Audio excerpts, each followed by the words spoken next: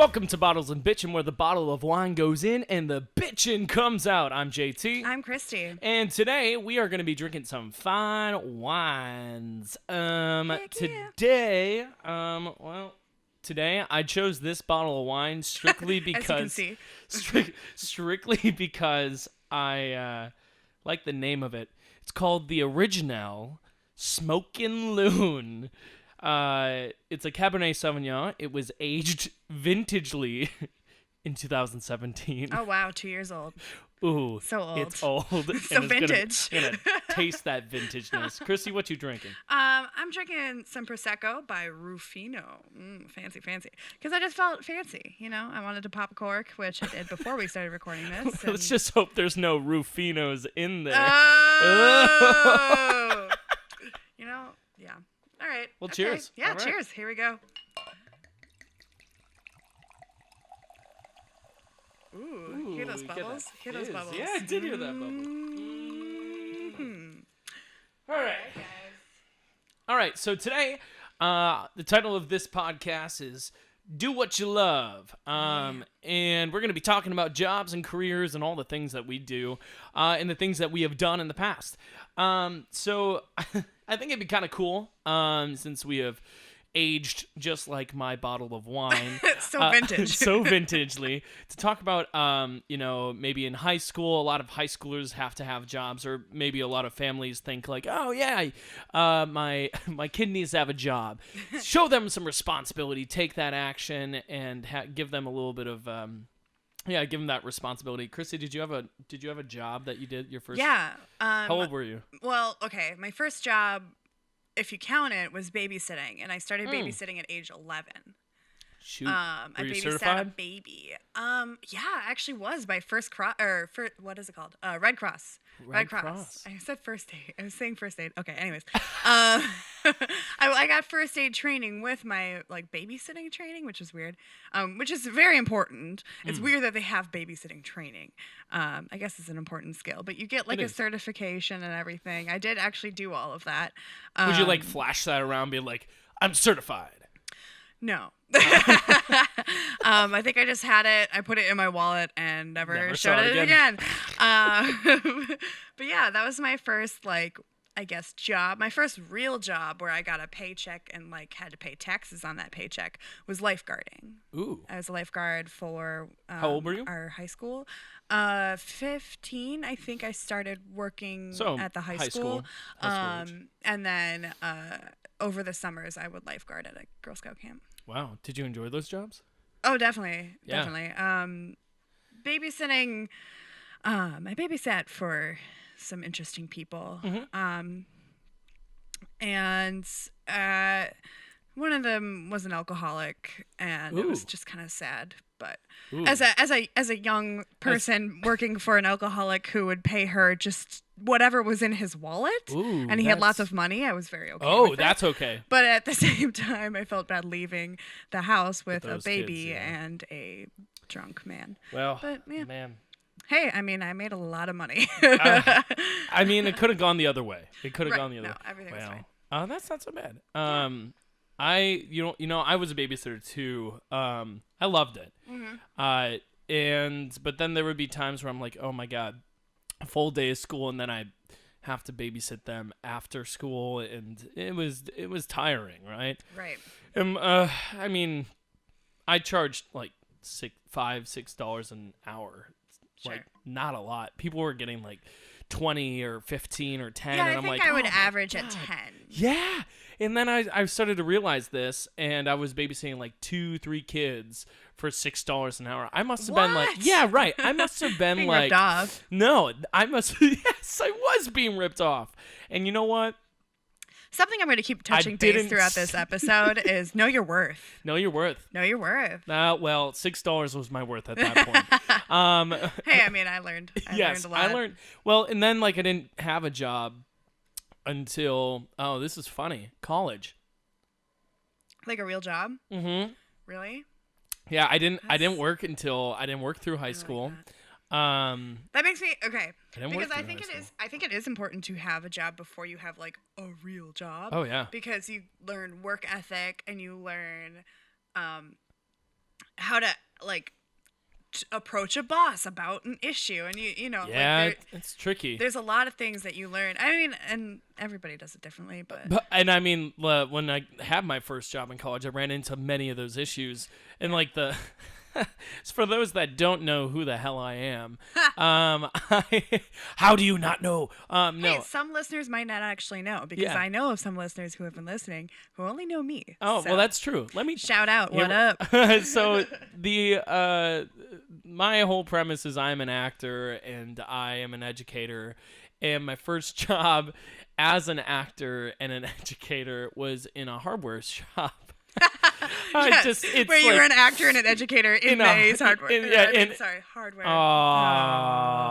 But I they tried. don't know which one. But the funny thing is when I got the job because basically my dad went there every single day for all these different things he needed to do, and they're like, oh yeah, it's fine, we'll give him a job. And they quickly realized after like 4 hours, you could radio someone to hey, do we have any of this? Yeah, it's aisle 3. Cool, thanks. Well, I would do that all the time. They're like, hey, we need a scoobididy scoop do screw, and I went, oh, cool. Hey, does anyone know where we can find the scoop-dee-doo scoop-doo screw? I'm really proud of you for remembering scoop-dee-doo scoop-doo. Do screw? Yes. And they'd be like, yeah, it's in aisle 4. I'm like, okay, well, I'm in aisle 4, and I can't see the scoop-dee-doo screws. Oh. And they're like, we're sending someone. Yeah, I did. Or I missed one. But so then they quickly were like, oh, this kid knows nothing about hardware. And I'm like, you're correct. You didn't train me. That's okay, but not really for customer service. And then they put me in the most expensive place, the paint department. And if you don't know, if you aren't a homeowner, you can spend hundreds of thousands of dollars on paint. Like 1 gallon of paint could cost you $80. What? Yeah, a gallon. Like, I mean, I would always try to sell people that too, because not because like it was the most expensive, but because it was the most like trustworthy. I was like, well, you get more bang for your buck, but also your wallet's gonna hate you because you're gonna need this again. But they put me there, and again, didn't train me. So, I had to mix paints. Sometimes you would have to color match. Like they bring in like a little chip, and you'd be like having to match that. Imagine the I would stress. love that because I'm an artist. No, but imagine. But I would love that. No, imagine the stress of this though, where they're like, yeah, it's like this slightly off tinted white, and you have to match it exactly and find like the chemical. Eggshell versus marshmallow versus. I don't even know. It's snowflake they didn't bring in. They didn't bring in that. They didn't bring in those like kinds. They're just like match it, and then you give them the gallon, and they walk out of the store, and you go, if they start painting and it's not exactly, and they see that small little tints like go off, I'm like, I'm gonna duck and hide. But I do have a good story. I was working with an older gentleman, and he was just kind of notorious for just not, thinking through things twice. And in paint, to mix colors, you have shakers, and they shake the paint and they mix them together. And then of course, I'm working in the back, maybe restocking the shelves, and the shakers are to my left, and my boss is helping out some customers. And this older dude, we'll call him Kevin. Kevin puts 3 gallons of this paint in one shaker, and then 3 gallons in the other shaker. Now, the important thing is you always have to hammer the lid. You always have to hammer the lid. Oh, no. And so, but you can kind of know, just like in a car, when your car's not going right, there's a noise, And so all of a sudden I'm back, I'm like stocking shelves, and you hear some noise in the shaker, and then my boss goes, oh no, Kevin, what'd you do? No, hit the deck! Like, I kid you not, he said, hit the deck! And everyone just kind of like jumped, and if it was like in slow motion, you would see people just trying to take cover because the shakers exploded with this blue-purple paint. No. I kid you not. It was everywhere. I did not get any paint on me. But we had like cleaning that shit up. It up. I didn't clean that shit up. Oh. Kevin did. We made Kevin clean that shit up. That was his job for the rest of the 8 hours. No. But so that was my first job, and I went, well. Was that like a survival job, or was that during college? So that was during college. So that was my Right. first job, like, during college. And then, like, I got an actual job in college where I was a tour guide, and I love right. that. Yeah. If you can't tell, I love to, like, talk. And so I would make all these terrible jokes. Like, so my school, my college was big in nursing. And so it's like the nursing program has a 100% graduation rate and going right into their field of like work. And then I go, I'm in musical theater. I have a 1% chance of surviving at all. Yeah, see, they thought it was funny. And then I'd always get the people that were like, well, why don't you switch your career? And I went, that's the real joke. But That's a good transition. I'm good with transitions. Yeah. So how did you like choose to do what you want to do? And you chose to do what you wanted. Yeah, to I do. chose musical theater. I had actually, so I knew I was going to do acting or something in theater. It was very clear. It was clear from when I was like 7 years old and dancing on top of a table in Texas. You know, it was very clear I was going to be in the arts. And so I did this program at Northwestern that was going to kind of challenge me and say, well, do you want to do theater acting or do you want to do musical theater? And I got in both programs, and I said after that summer, it should be pretty clear what I want to do. And this was my junior year in high school. And then I was like, oh, man, I love musical theater. There's something just so special about it. You get your body moving and you're like singing those songs, and like there's something that words can't express. So you got to get a melody to it. So, that's when I decided I'm like musical theater. But then, of course, the process to get into any university in musical theater is really just, you know, there's 500 to anywhere from 500 to like 3,000 people going for 8 spots. Right. Yeah. It's you have stupid. to audition just as much as you have to audition in the real world. You can get into the college, Yeah. great. You have great grades, but like to get into the program, that's a separate thing. So that was kind of, you know, I thought it might have been like I was going through the process. I'm like, it's easier to get into a law school than it is to get into a musical theater program. But yeah. So what about you? What did you know? Well, it's actually funny. What do you do? Who are you? Okay, hi. My name's Christy, and I'm a costume Extraordinary. everything. Yes. Extraordinary. But I didn't always want to go into costumes in theater. I, for the longest part of my life, played the cello. And cello was what I thought I was going to do with my life. It was like the only thing I really ever stuck with, mostly as a kid and high school. I did theater, or I didn't do theater yet. I did cello. But I had one bad audition in orchestra, and I ended up going from like the first 2 stands. There's like a whole hierarchy of cellos, and I ended up in the back, towards the back, in the middle. I don't know. We had like 16 cellos, and I was like 8th chair. Right.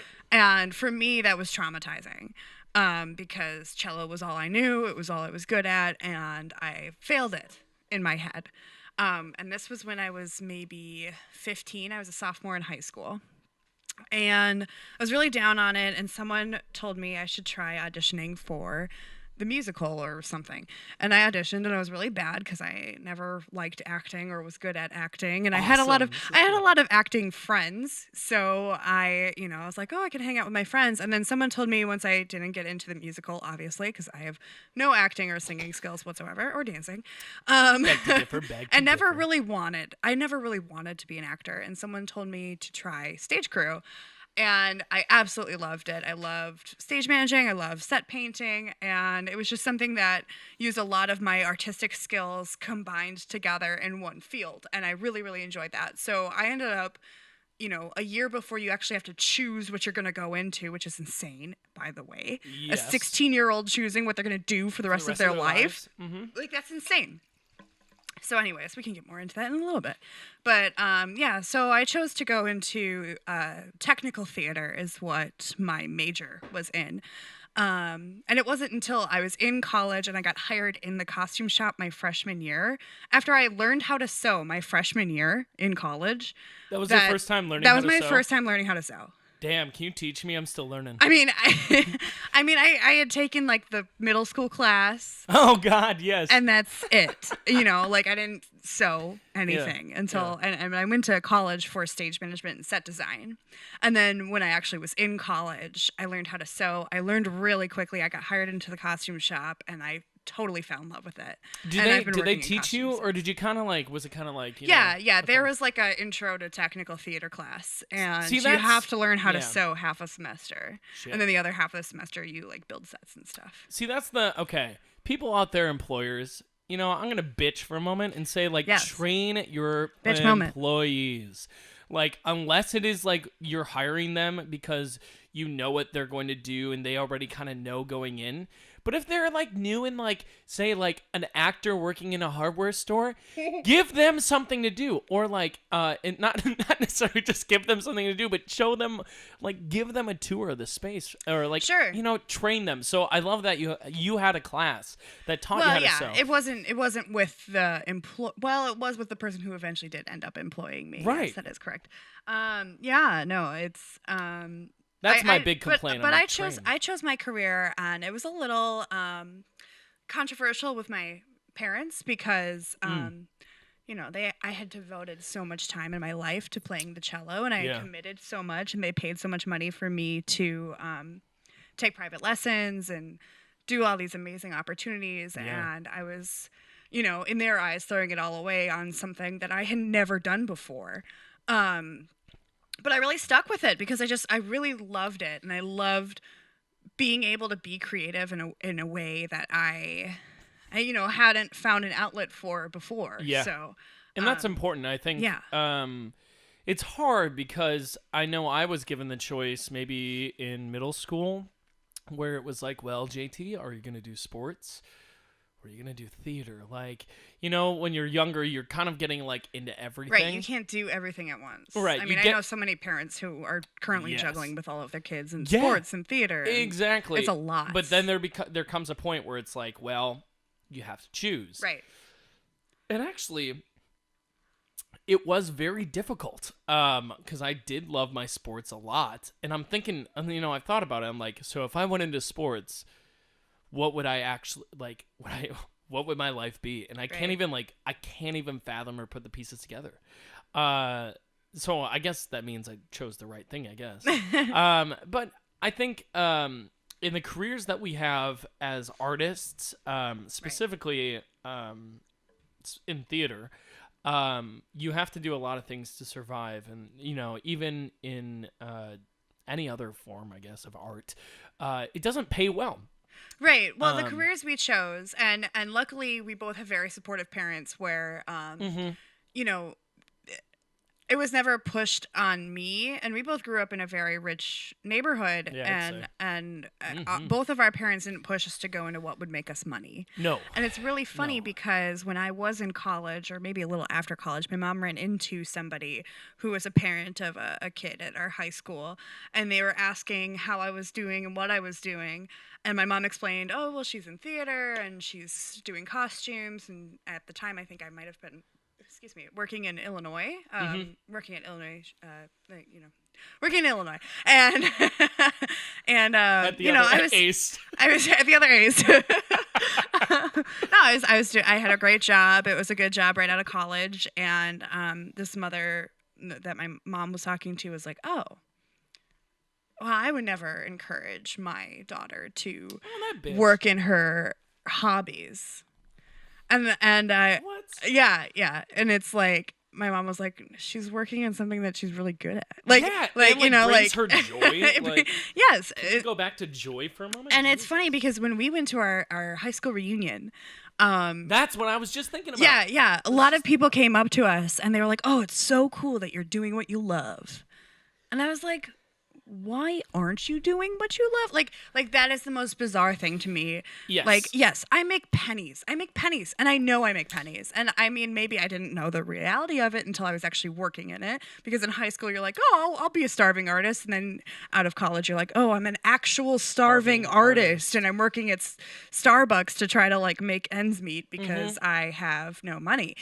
But there's a side to it where I live downtown where I walk past business people or people that work for big corporations, and you see them, and then you see that if I could like take them and then like put a side by side to an artist, dear Lord, sure, one makes a whole lot more money than the other one.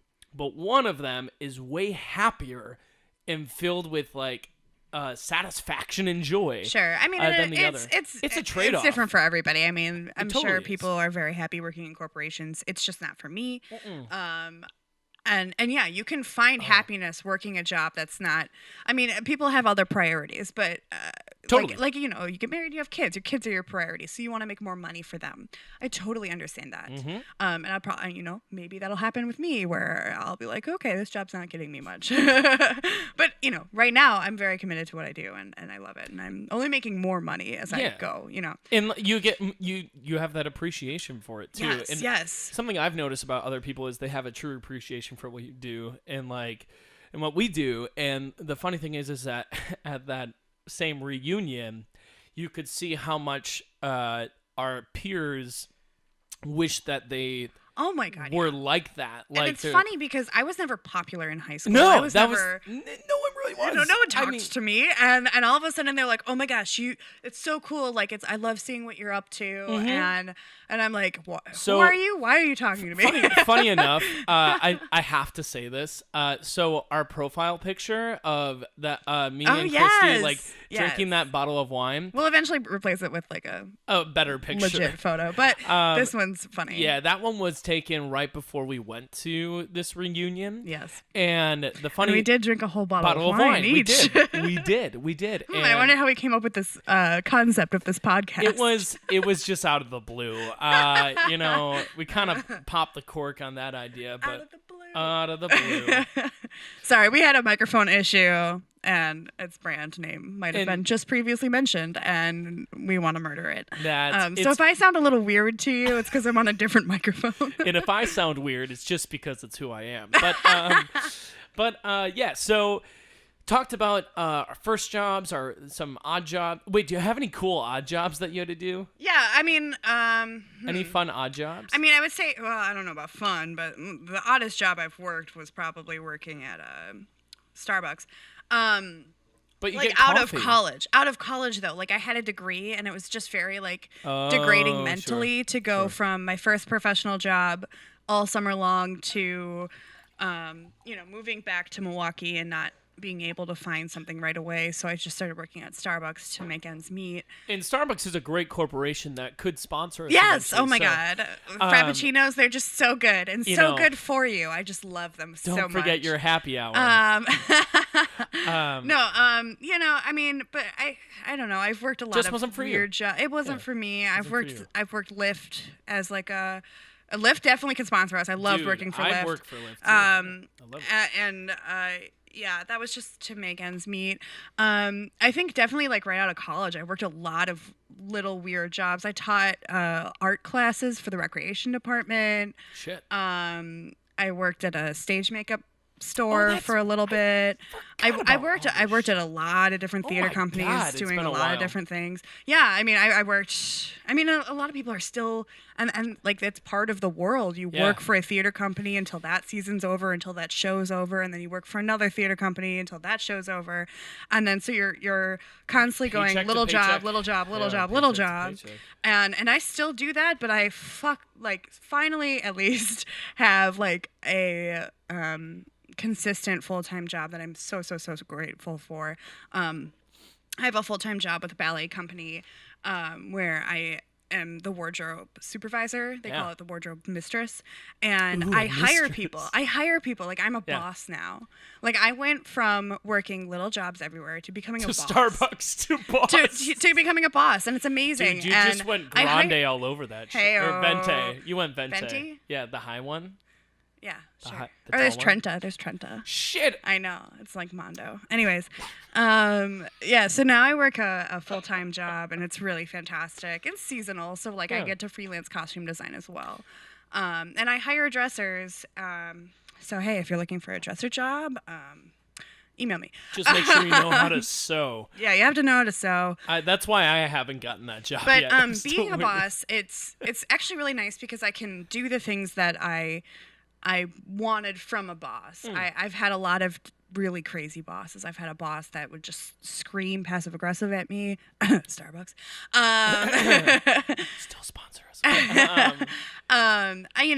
had a very big slew of bad experiences with people, and so Sure. I learned how to, or at least I learned what I would want to provide if I were in a position to supervise somebody. But you learned that through your experience, and Yes. Yes. I so this is kind of going back to college. Yeah. Sorry. I No, that was great. We're I gonna took a tangent. we will go on tangents. That's what the fuck. This is what the fuck it is. But so one thing I see is a lot of pressure from one college, and even before so. Like, Oh, God, yeah. Where we went to high school, there was a lot of pressure. Like, it was a preparatory school that was like, you are going to college. You are going to go to it these wasn't even a colleges. question. But it wasn't even like. And it was you're going to a these colleges. yeah, Ivy League for Yeah, sure was pushed. and, It was discouraged to go to a state school. Except it was for discouraged. except for a few of them where like half of our class went, but that was because it Right. was it was like close to an Ivy And that's League title, and that's you know? why like when people were going there, I was like, you're going the same place everyone else is going. Everyone's- Like, how are you going to change? It's like everyone when went I to went to Destin, my college, Florida, you know, let's and all yeah, go on vacation. like I never together. ran into No shit. anybody from high school because I ran into 2 people who went to the same school as me. But they, out like, of like 600. out of like, yeah, you know, or or I'm at whatever, like I don't know. huge. I think I don't know what our It was class like number 150, but like, you know, I was exaggerating for Oh, the I thought it was like podcast. 200 something. Yeah, 2,000 people. So 2,000 people. Well, I don't know. There's a lot of people, and I don't need to run into those people. no, And gotta start fresh. yeah, I think college is really important to start fresh.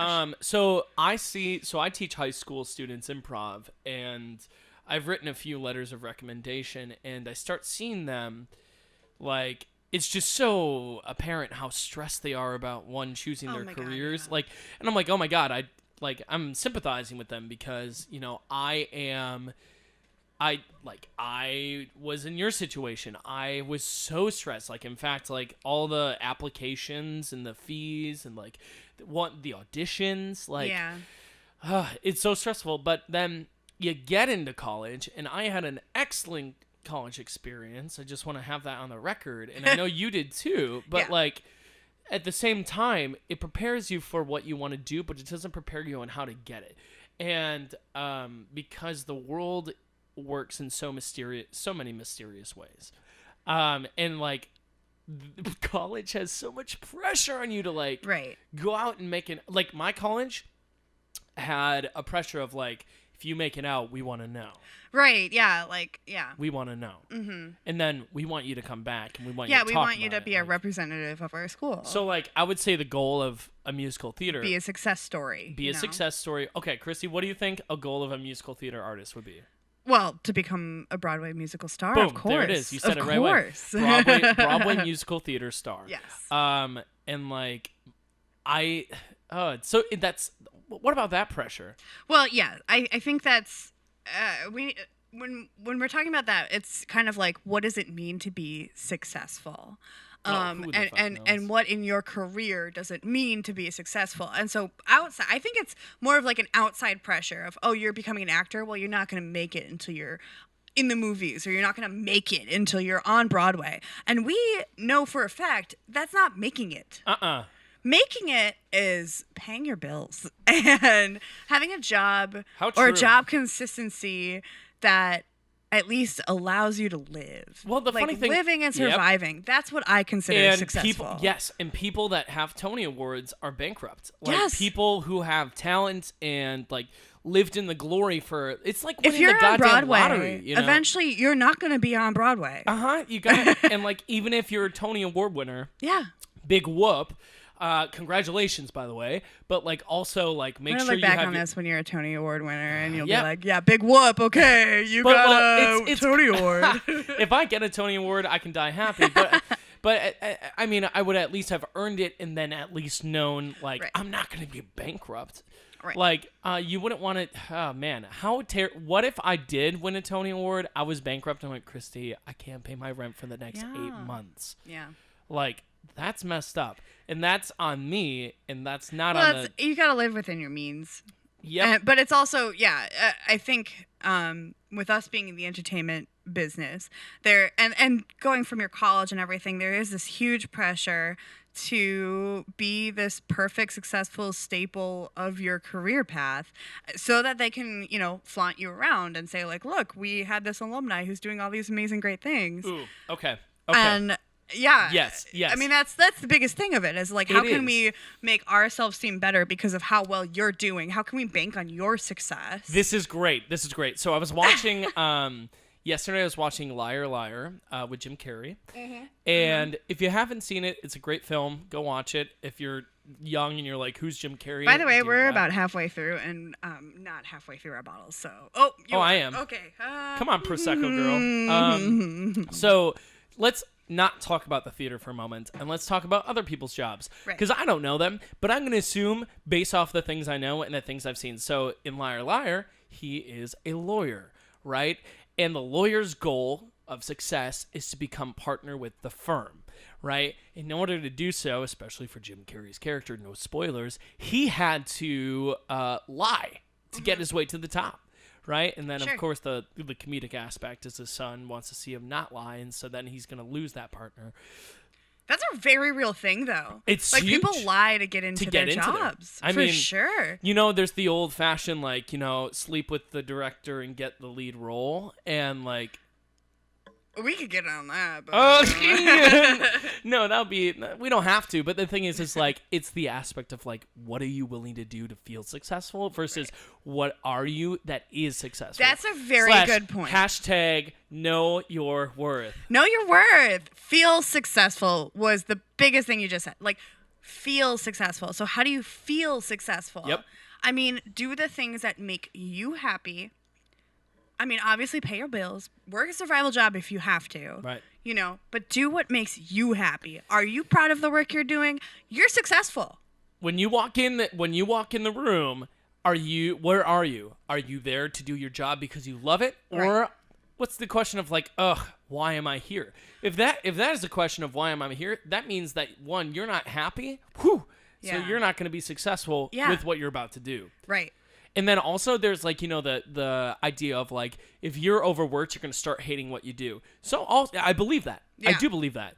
Yeah. So I'm take overworked. a break. I don't Like, hate what I do. But like, take a break. But I'll have those days where it's like going into work on a Monday and it's like, oh, we're back here. Right. But I love it. I would not trade it for the world. Like, I love, love, love my job. And it's not my quote unquote dream job. Mm-hmm. I think like if I were to have a dream job, I would probably have to go to grad school to get it. I don't want to put in that money. I don't want to put in that time. Yep. And I'm very satisfied and happy with my job. Yeah. I'm so lucky to have a job that gives me insurance It's and a real thing. benefits and That's a a real salary, like a salary. Y'all, I have a salary. Like, In the I arts. in the arts. Like Yeah. that was impossible. That was one thing that kind of amazed me, that like we were some of the first people out of our class to already graduate into I think I'm one of the into a only job. people from my college It that was- isn't working a survival job anymore. It's surprising to even see. Well, actually, no. In my class, there's a lot of people doing great and beautiful Well, yes, things. yes, But like definitely. at the same time, it was kind of given to me, and it was a shock. But also, I'm so grateful for it. But at the same time, okay, there's this idea of like this is why we have vacation days. Vacation, oh my God. You can do what you love, but you can still get tired of it. Oh and my you God, yeah. need breaks. It's absolutely badly. needed. I've seen so many people that are like pouring their heart and soul and even their paychecks into what they do. Yeah. And like I support it. I'm like, that's great. But like also you're driving yourself insane. Like you need to like, you are like 100% into your job versus like, And then you burn out. Yep. You burn out. Yep. For sure. Or you go to the insane asylum. But like That's burning out though. truth, I guess that is it. Yeah. But so okay. Here's a fun question that wasn't on our outline of things to talk about. We made an outline. Every episode we make an outline of what we're going to talk about. We we're not never gonna- really follow it. But that's true. We could like show Yeah, you, no. but you'll be like, you never said this. Tangent. Christy, Yes, JT. what would be your job if theater didn't exist or the arts did not exist? Ooh, shit, yeah. The Okay. arts Oh, don't God, exist. I don't so know. the like our I universe. would say anything in the arts. Like Yeah, anything in the arts. But let's say that in I'd another probably- life, what would it be? I'd probably teach something. Work with kids, like teaching something. Education. there's so many like weird little jobs I almost got. Sure. I Oh, almost God, that's I was right. I offered remember this job. I was offered this job. I know what you're about to talk yeah, yeah. about. But, So, and it's so crazy because if I had taken this job, my life would be so different. I out of college, I had been working in theater a little bit. I was like working all these odd little jobs at little theater companies, and I wanted to find just a summer job. And I was looking at summer jobs of teaching art, teaching theater, teaching something. And okay, so I guess technically this is in the arts, but it's different because it was called. I'm not gonna say what it's called because it's very successful and it's wonderful, and I really support this Totally. company. They go out to different countries around the world and teach children art, science, theater, and oh gosh, something else. And at the end of their program that you teach, they do a little presentation for their families and things like that. And it's a really, really great program to teach children of poverish. I love that word. Wow, the wine has hit.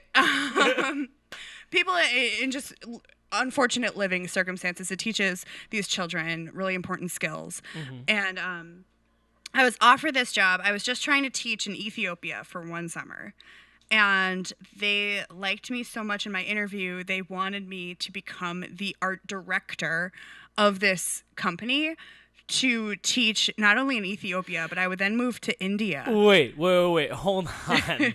Hold on. You were graduating and you got this outside. Like, this was right This was after college. This was after college, like a little bit after college. Maybe 2 years after college. And they found you?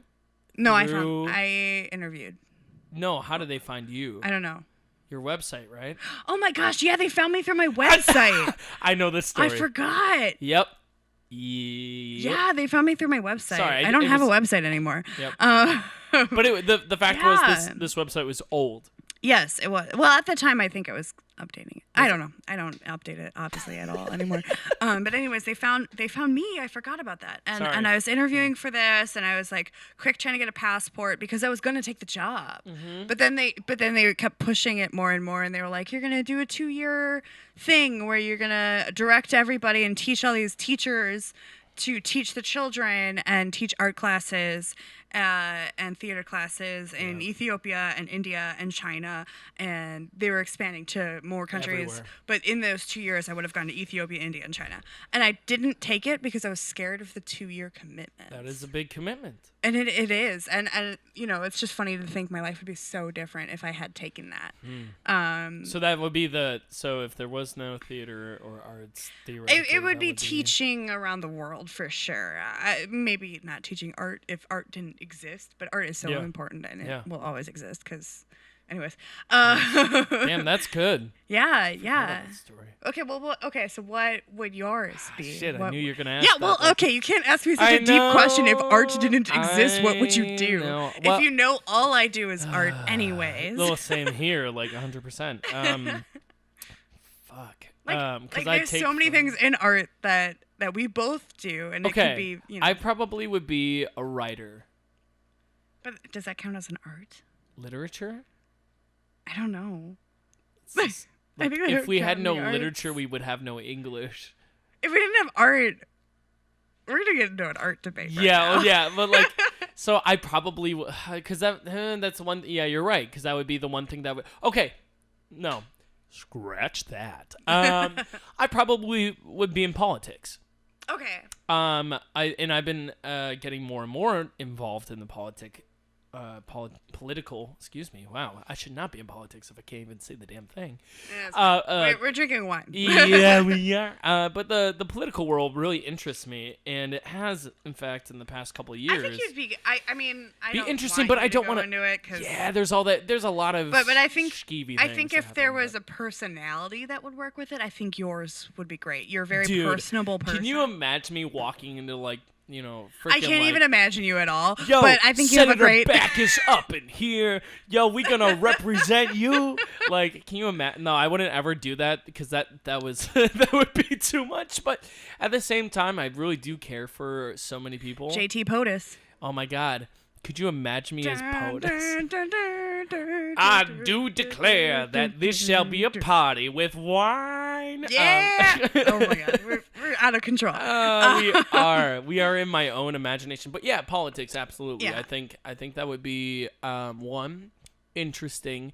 Plus, I love history, and what our forefathers had like started this land, and like taking what that it feels. Do you imagine that power? Like you're like, No. oh my God, I don't want like, power. But I like, want nothing to do with not power. necessarily the power, but the responsibility to uphold the actions that which started our country on The July action. 4th. Okay, if we want to get into a political debate, We the won't get actions into- that started this country Yes. are so outdated Oh, that they it's need to be. completely. Yeah, it is, and it's like, but the thing is like, it's kind of cool, even though everything in our history, they're good, there's bad and ugly, but like you are taking the reins from like hundreds of, Right. I don't know. No, I just totally. think historically, it just historically, that's sounds awesome. cool. Totally. Like I could be Alexander Hamilton, and like He just wants to be Hamilton. yeah. Let's be real. Come on, Lynn. Retweet me, Lynn. I do have a second answer to this. Okay, cool. My second answer is an Part two. EMT. Ooh. And that is because I have very, very good instincts when it comes to an emergency situation. You do. I've been through way too many crazy things. We can have a whole episode on all the crazy shit I've gone through. It could take an hour. Yeah, like you're right. right. I'm very, very good in emergency situations. I mean, when I was a lifeguard, I actually lifeguarded and actually had to save people's lives. So you weren't like in the Sandlot, just like looking good. No, in a I red, wasn't like, suit slow with, like- motion running in a red. Ah, damn. I mean, I looked good. I mean, I was tan. I was fit. My hair was blonde as fuck. all right. It was great. I did wear red. All the kids wanted to make out with you. That No. was from the Sandlot. I'm sorry. Oh my I'm God. quoting the Sandlot. I'm sorry. And they were all. Drink your water. I just ruined the EMT vision. Jesus. No, I mean, I really do think that I would be good at it. I don't know if it's something I'd be passionate about. I'm more passionate about like educating Totally. children Into the future. and traveling. But That's the future. I definitely am very skilled at emergency situations, and I'm not grossed out by anything. Damn, that's so I've good. held Good for a you. broken skull together before. So. Ooh, skiddly doodly Yeah, doodly sorry doodly for that doodly. visual, you listeners. So when I was in the hardware store and there was a woman that came in looking for a specific Oh my God, I'm really scared about what- screws, there was it was to hold that skull together. Those screws. Oh my God! You see how I did You that? took it too far. I went full circle you there. did not do it very well, and it was too far. The scooby-dooba-doob-doo. I don't even remember what the fuck it was called. Anyway, that is the wine talking. How far are we on this podcast? We're doing great. 42 minutes in. Oh, shit, we got hell yeah, we got 18 minutes. All right. So, okay, here's something I'll talk about. I'll talk about, talking about doing what you love. Talking right? about. Talking Wow, about. this wine has hit us a lot earlier than it normally does. It's because we're like, well, shit, it's a Sunday? Monday. We're posting this tomorrow. Oh, yeah. This is a little late on recording. So Yeah, I was so on a that's why ski trip. we're trying to catch up with our wine drinking. Yeah. So I think no matter what career you do, you have to set your priorities straight, right? You need to have a list of like, okay, so what do I want? So, But it's also really hard to choose that at 16. true. You know, true. when you're applying but for it's colleges. Still, it's still like, hard now. It's still hard No, now. I mean, you gotta. I think if you're listening to this and you're young, sorry, I totally cut you off on It's whatever okay. you were talking. It's Just okay. Save it. Nope, Save it in it's your okay. mind. It's saved. Save it. It's saved. Save it. In a file. Control S, right? That's saved. I don't know. I need my brother to help me with that. Anyways, Does not compute. how do I save? No, anyways, if you're young and you're listening to this, it is so important to explore life. Don't feel this crazy pressure to figure out exactly what you're going to do, figure out exactly what kind of job you want, because you learn through life. I went to college for one thing. I ended up doing something else. It was in the same field, but I mean, for other people, they go to college for natural resources and they leave college wanting to, go into education or something like that. So I mean, especially when you're young, when you're in your teens, your 20s, even 30s, 40s, I mean, you're always learning in your life. And if you want to change what you do, if you're unsatisfied with what you're doing, if you're unsatisfied with what you're going to school for, you can definitely change. There's no one who's going to say that's wrong. Right. It's like. Or if they say that's wrong, fuck them. Yeah. Okay, don't actually fuck them, but like. I mean, don't listen to that. Yeah. Know your worth. Know your worth. And like, man. I also believe like you don't have to you're not stuck, right? You're not stuck with one thing. Guess what? It's your life. Like Yeah. it's not their life. Your boss's life is not your life.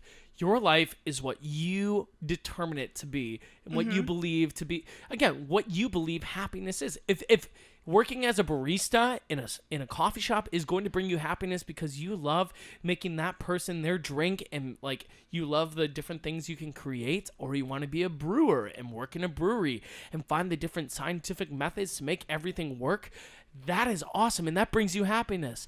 But if you are that barista or you are that brewer and you're not happy and you're like, I'm just doing this to make money, look for other options. Yeah. Because if you don't, then you're going to get in that dead end. You're going to get in that your room is going to get smaller, smaller, smaller, and smaller until finally you're just going to hit some sort of emotion that's going to keep you there. And then you see it. It's visual. I challenge all our listeners here. Go to some event. Go to an event or go to a place where there's a lot of people and a lot of action, whether that be a city, whether that be a corporation. Stand in the lobby. Stand in the lobby, get there like early at 6:30 in the morning and just watch the people that go through. I challenge you, just watch the people. You know the people that are like, yes, I can't wait to work at 7 a.m. and end at 4 or 3 or whatever it is. But like you see the people that are committed. And I want to say like our health system going into people that work, since I've been getting a lot of information about this, like, oh my God, the things that they do, that's a fucking saga. And like very underappreciated. They have to clean people's shit. And like, yeah, they have the strongest Like stomach. nurses are amazing. Like snaps to nurses and snaps to that because snap. but I can't snap with my left hand. but honestly, it's like, well, they're literally doing everyone a favor. And I think that's also what we have to think about. Like in our society, in our communities, are we actually doing ourselves a favor and helping one another out? Or are we one, or does the circle just end? This is getting too deep for me right now. Oh, okay. I'm kidding. No, but actually, like, I'm letting you preach, and I'm just so sitting over there's here drinking my entertainment, wine. there's health, there's safety, there's the farmers that bring us food. Like, there's all of this in a community, right? But do we actually look at it that way? Or do we look at it as like, oh man, I'm in a good situation. I have income. I have that. Therefore, I'm fine with just like being where I'm at and not appreciating everything else that is making what I'm doing possible. Because I think we always forget. Does this make sense? I think, no, it does. Okay. It does make sense. And I glad it definitely does. get where you're going. I don't know where it came from, but I get where you're going. Me neither. I think it's really good to appreciate what other people do. And anyone who chooses whatever career they're doing, if they're doing it with a passion, I totally celebrate it. Wow, you finished the bottle. Oh, I'm getting there. Okay, anyways. By her saying that I finished the bottle, Okay, it he means poured I the rest of the bottle of into the glass. Into the glass. Let me tell you, I am feeling it. I wish we had like I feel like if we had like a phone where people could call in. And, You know what? I do be just super cool. totally sidetrack or to go backwards. Very okay. much so. Something I wanted to talk about was how much do you think that college prepared you for what you're doing now? Ooh. Yeah. So I work in education, and so 0. Okay. So 0 for that because I was a musical theater major, and that's But not you teach me like No, I don't. What I do you don't teach? teach musical theater. So I'm an arts integrated curriculum, basically like what they're learning in school, I'm adding an arts perspective to it. Right, which you got from college though, the arts perspective, right? No. No. Okay, I'll let you talk and I'll stop. No, all valid questions. College improv prepared me for what that job is. Sure. College prepared me for going out and being on stage. And a way to finish that bottle. I'm working on it. And she chugged from the bottle. But college prepared me for dancing, singing, and acting on a stage. Yes, it prepared me, and I did get on the stage when I did. But here's the fucking trick: is like you got to be in a city where that's possible. Right. And when you go to a smaller city, there's fewer options. When you're at a bigger city, there's bigger options. But the trade-in is that there's more people. Definitely just spilled my wine. It's fine. Did not even see, but we there. It was on my hand and my it's all clothes. right. It's fine. Oh, no. Everything's great. So how well did my college prepare me for my career?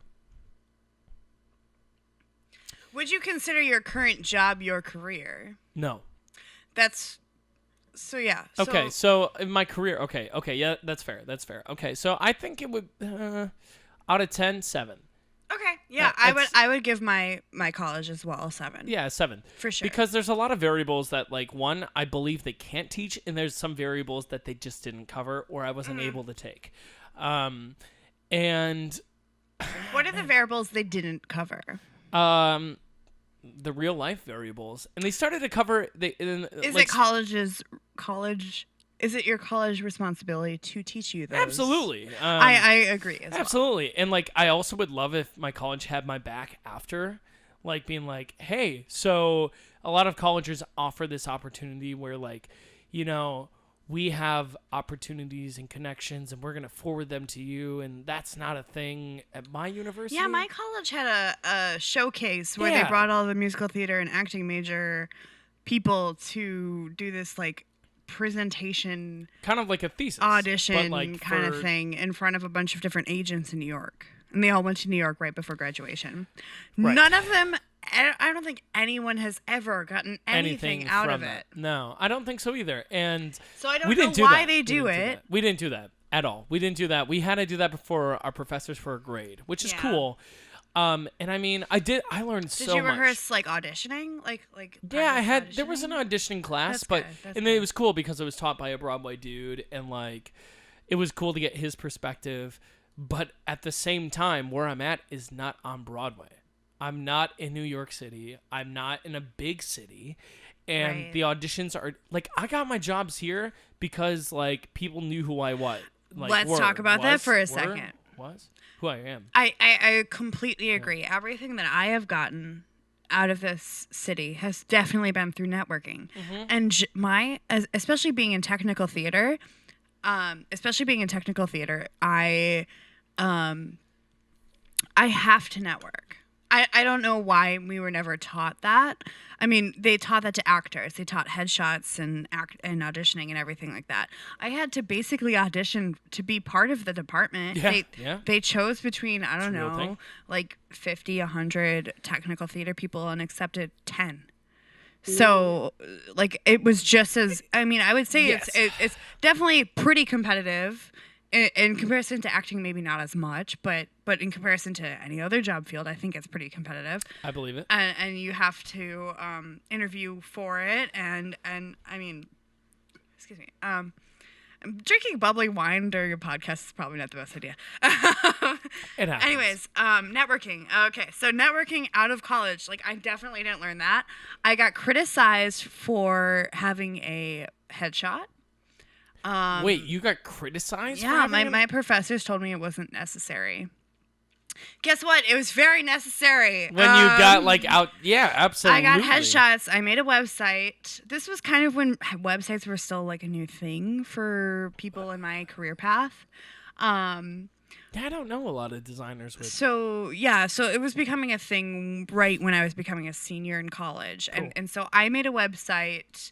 But we were encouraged paper portfolios. And I'm like, nobody gives a shit about a paper portfolio. Well, everything's digital now. Everyone wants to see your website or see your page digital. On social media of what work you do. What are they, like still Barnes & Noble and Borders? What the hell? Like, yeah, right? Kindle and... So when I first got into like the world, I realized I had to network, and I would go out to bars where the theater people would hang out. Yeah. I would get drunk with them, and I would hand out business cards with my website and my photo. I remember all and this, my yes. photo, like that's so important. A headshot for a technical theater person was actually important, and I was told it wasn't. I was told it was completely unnecessary. You just need your name. Yeah. No. I was like, no, you need to make an impression on somebody, and they're going to remember your face. Yep. So if they drunkenly or hungover wake up in the next morning, like, who is and this they person? see this business card, they see a website and a picture, they'd be like, oh, I remember that person. Look up their website, see what they've done. Oh, I like them. I have gotten every job I have gotten in Milwaukee from networking, which I learned on my own because luckily I'm a personal person. Totally.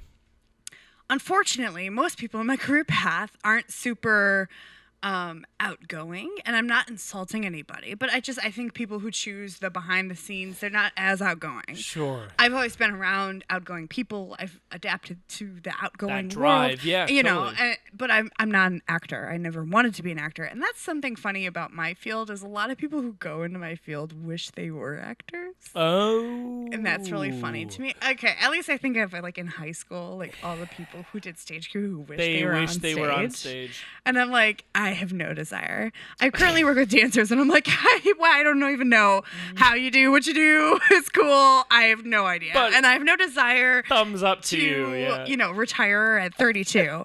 And that's something. Yeah. That's something. So I work with dancers. Ballet dancers, and their end of their career is in their 30s. Yeah, they're on point. I'm sorry. Their end of their career is, you know, it's early in life. Yep. Like they're constantly telling me how old they are. Like, oh, I'm so old that my career is almost over, and I'm 16 and my career is halfway there. I'm like, I'm 26 and I'm a baby. I know I'm freaking young, and I like. And like if I were a dancer, 26 is like middle aged. Yeah. It's crazy. And then they have to 50 figure out at that point. Then they have to figure out what they're gonna do after dance. I mean, that's a world that I have a hard time. I can't even fathom that. I so respect dancers. Like they kick ass. They kick ass. They're amazing. They're so impressive. Just I love what they do. I love working with dancers. I just have so much respect for what they do. And the reason why I've been with my company I've been with them for 3 years, and they're the nicest, most respectful people I've ever worked with. Yeah. They have so much appreciation for what I do, and I have so much appreciation for what they do because I have no idea. See, and then it's crazy. That goes back to the title of this damn episode is Do What You Love. Yeah, I forgot what the title was for a second. Thank you. No, do what you love. Do what you love. Do what you love. And I mean, for all our listeners, no matter what your age is, except like if you're listening to this and then, you know, your parents are around, you know. Again, if you're one of JT's students and you're like under 12, Lord, come like, on now. Stop. Yes. Under 12? When people under 12? No, I don't take my classes. Under 18, stop listening. Yeah, just like unfollow or whatever. But anyway, I just want to say subscribe, like, comment, review. Oh yeah, shit. Like we have a YouTube thing now, the Bottles and Bitchin' YouTube. Oh yeah, you made a YouTube. Yeah. And we have a Facebook and a Twitter. And we have an Instagram now. Like, Definitely Instagram. Instagram has always been my thing. Yeah, we're Instagram, Bottles and Bitchin'. Bottles. Okay, so bottles. Spell bottles. Then N. Apostrophe. Well, like if you're on like Twitter, it's just bottles. I got N. Like the letter N. And then bitchin' without a G. Without a G. Like bitchin'. Yeah. The G is gone. Bottles and Bitchin'. But I just want to thank you again. Find it. We want to thank you again for listening again to Thank Bottles you and guys. Bitchin', where the bottle of wine goes in and the bottle. Oh, no, shit. The Wow. bottle. Shit, this is where it goes. Shit. Where the bottle of wine goes in and the bitching comes out. Thanks again for listening. Yes. This is episode 3. Do what you love. Yes, do what you love. We'll chug the rest of our wine. And thanks for listening, you guys. I really appreciate all the feedback. We appreciate it.